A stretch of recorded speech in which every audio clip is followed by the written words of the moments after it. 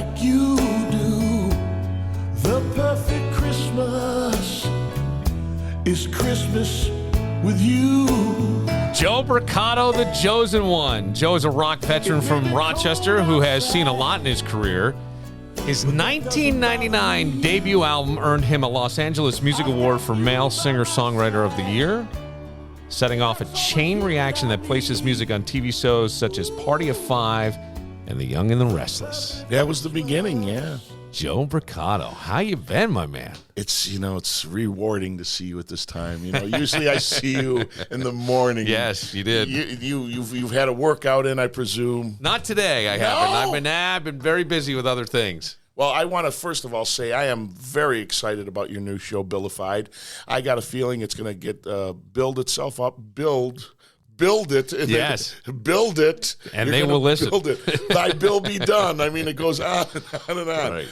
But billification is part of life, and you've turned it into this beautiful new show. I'm very pleased and honored to be one of your first guests on Billified. Well, I really appreciate it. I want to read this because I feel like, and I say this hesitantly, and Joe's a sensitive guy, but sometimes I felt like you became a sort of a punchline on radio shows with us, and I think it kind of squashed the talent, because this is a guy who's had songs in movies and TV shows, not easy to do. No. Not something that's easy to do.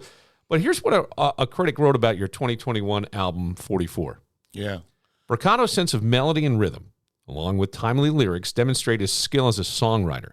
The songs are genuine and simple, containing a subtle amount of space and sophistication that allows the musicians to flesh out the tunes. Wow, that's really well Isn't that put. nice? Yes. That's a nice, so let's start at the beginning. Yeah.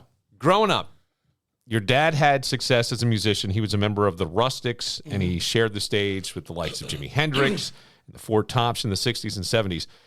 As a young guy, what kind of impression did all this make on little Joey Brucato? Well, there I was, just with a cookie in hand. No, Bill, it's funny you asked that question, because I never thought about it a lot until the last few years, is because my father, if truth be told, the first 7 or 8 years, maybe 7, 8 years of my life, he was not around a lot, because he was on tour, right? Yeah. Or working and stuff. But I never missed him. I knew I had a father. I knew I was loved, and we're very close to this day. But I was basically raised by my mother and grandmothers and, aunts, and he was always around. I never felt that I didn't have a father or anything like that. But looking back, he was gone for a lot of time. So as far as the music, I think my father, because he had the real apex of his career came after the Rustics. He was very young when he was in the Rustics, and there's some great things that happened there. But he didn't get the real national.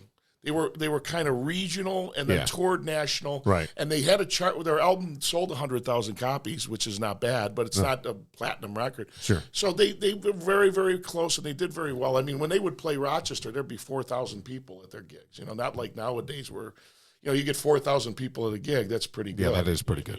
Right. So,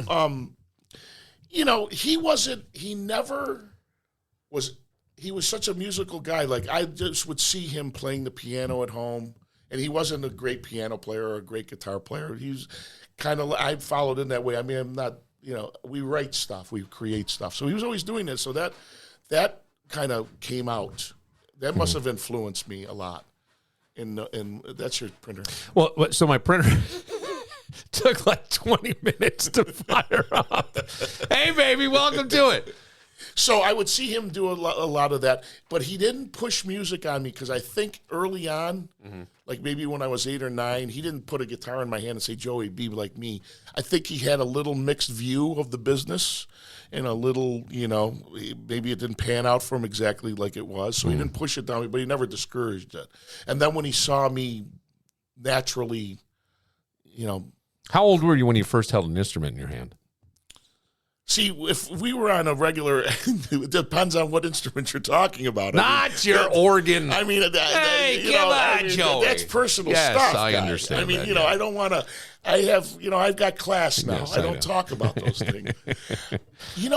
I didn't pick up an instrument till very, very later. I would just, I'd walk around with a tape recorder and just sing into it way back. Yeah. Like 9, 10 years old. And I had tape recorders. So I'd overdub myself. I'd sing into one tape recorder. Right. And then I'd, get another tape recorder and then sing into it. I was working in the studio without even knowing I was doing that. It was like something that I loved to do. So it was early on, but I kept it private. I was kind of like very, not secretive, but I had to have my friends, like when I was like 17, 18, 19, to encourage me to do it then. sing it. Did you start this at like 9, 10 years old type thing, singing into tape recorders? Yes. Because here's the thing.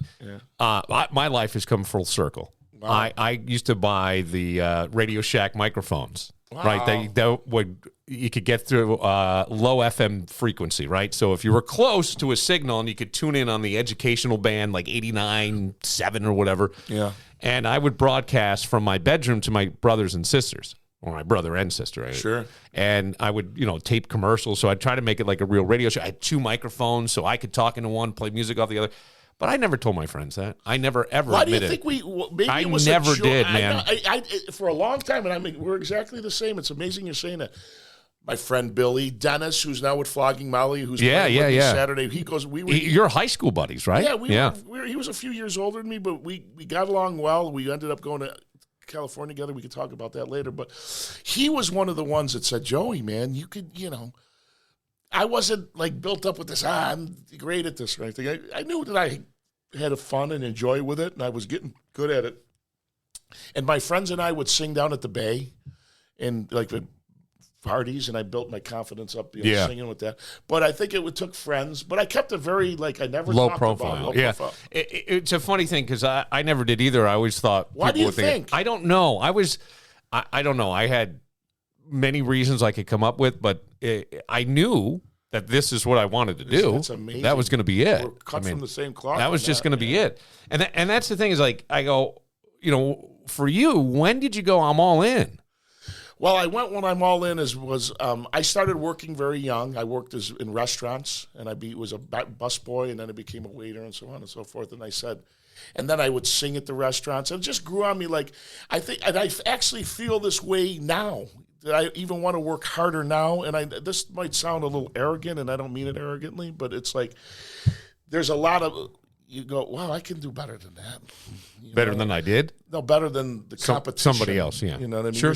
There's people out there that, you know what I mean? It's like, I'm not going to allow this gift to go to waste. It kind of pushed it in me by its own gift, like this is a beautiful thing, Joey. I'm talking about within myself. Do something with it. Yeah. Roll the dice. Well, I think there's probably people listening who have never heard your music or maybe even heard of you, lots of them, yeah. But they need to check it out. You can just search Joe Brucato. I know it's on YouTube Music and iHeart and other places that you can probably find. I'm joining what is that called? DistroKid, which is a really great musical service. All you musicians out there, I'm telling you, I'm uploading all my stuff, and it's just a great service. You get paid monthly. Yeah.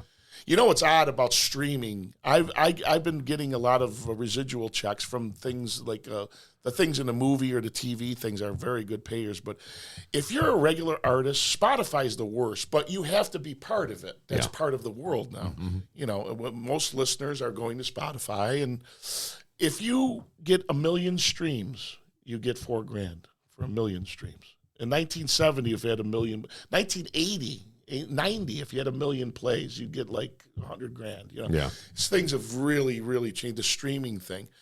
But there's so many of them, like iTunes and Apple Music and Amazon. They pay a lot more, but Spotify is really, really, really, really, really low. So take me back to the time you decided to go to LA. What was the deciding factor in that? Well, once again, this is my years with Dennis. I mean, Dennis became with Flogging Molly. Yeah, with Flogging Molly. Yeah, and we were best of friends, and we've reacquainted each other, and we've always been friends. There's never been a problem. But it got to a point where I was playing here, and I had written a few songs. They weren't as good as the ones that I've written now, and I said, you know what? And once again, people were encouraging me, Joey, take a shot. So I ended up, one day I got home, I saved up $5,000, and I left. I was living with Dennis at the time. I wrote him a note. I said, Dennis, I'll call you when I get to California. You just left. Just left. You just left. I didn't even say goodbye to my parents. What was the, okay, so you They just didn't even left? know. You just, no place to go, no place to stay. I stopped in Vegas because my cousin lived in Vegas. I went to Vegas, and I worked for 1 year In Las Vegas. And what I did is I got Doing to Vegas, what? being a waiter. I was Okay. working in this fancy Italian restaurant and making really great money. So what I would do is every couple of weeks, I'd fly to Los Angeles, look around, do some research where I'm going to live and all that kind of stuff. And then Dennis came out. He got a van and he drove out, and he lived there for 6 or 8 months. Moved in with him? Yeah, we lived together. Yeah, okay. And then I met a girl in Las Vegas, and I brought her along. She was a little. We didn't expect that one. What do you mean you didn't expect that one? Well, we were going to move to L.A. together, and Yeah. Joey fell in love. Oh, okay. Oh, you and She's Dennis were going to move to. Yeah. So wait. So And- hang on a second. You show up at Dennis's door with a broad? No, he came and saw me. I already had the place. In Oh, Vegas. oh, He okay. came out- No. I got that. The woman comes out of the blue. Where I'm working in this restaurant. Yeah. She's a rose girl, and she's a bikini model. And Yeah. I walked up to her, and I said, me and you are going to be together. And she went, Okay. started laughing and giggling and humiliating me. Yeah. Which I have, But it did happen. It came to Oh, we were fruition. together It 3 manifested as, I think that's the buzzword now. it manifested all right. She was amazing. I love her. I just talked to her last week. So hang on. So your buddy goes to L.A. You're still in Vegas. No, he comes from Rochester. I set everything up for me and Dennis in Vegas. I got you. He drives to Vegas, and then we go to L.A. together. But all of a sudden, it's just not me and him. I got this girl now. So the girl comes with you. So you got to try. I wrote her a song. I put a cassette tape on her thing. We're both about 23 years old, and I put the thing, and I said, make your decision. And because she had her whole life there. She had a nice life. And she said, I'll go. And instead of having a little truck that cost, $60, she had enough stuff. It was a nightmare. But it was worth it. So me, her, and Dennis got there and pounded the pavement. I mean, I got so Menage many a trois. No, Bill, I don't share my women, man. I just don't do it. I can't do it, Billy. I can't, man. I'll tell you. Let me can I throw you around some of the early LA days? Yeah, man. I want to hear some of this. Nobody knows this stuff, and this is real stuff that made it have to be a little bit of a harder road. I get there, and this is the kind of stuff of naivety that is so great. I'm living with Dennis, and I figure, I'm in Hollywood now, and I always knew I was going to be in Los Angeles for some reason. And thank God it was, for me, my personal taste, it was after that,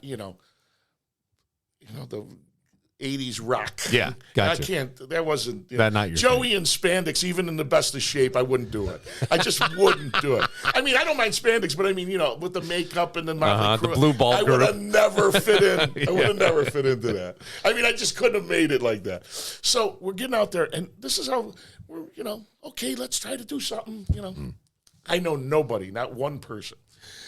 And it's me and him. So I get a job. I'm always working. I got a job at a waiter again. I was always using the waiter thing to do that. So he goes, we got to get representation. So I find this book. It's called Everything You Want to Know About the Music Business, written by this guy named Donald Passman, who is, even back then, 25 or 30 years ago, was the king. I didn't know how big he was. Now he represents Taylor Swift 28 years later. I mean, he's as an entertainment lawyer? Or what he's the top, and I didn't know that. Yeah. And I'm sitting in the bathroom reading his book, and it shows where he lives. So I go there with my cassette tape, and I go, I'm here to see Mr. Donald Passman, and I'm going to see the guy. I mean, this is ridiculous. You know, who are you? I said, I'm Joe Brucato, and I want to see. You got an appointment? No. He goes, see you later. I come back over the weekend. I have a picture of it. I made a card this big. Uh-huh. I want a meeting with Donald Passman with my little cassette. I found out what his car was. He had a Mercedes-Benz. I put it on his car. 3 or 4 days later, I get a call. Mr. Passman wants to see you. Yeah. We must have loved the attempt, right? He goes, I don't know who you are. I don't know what you are. He says, I'm taking you on as a client. You got any material? And I had 6 songs. Yeah. If I had the material right then, it would have been a different game. He got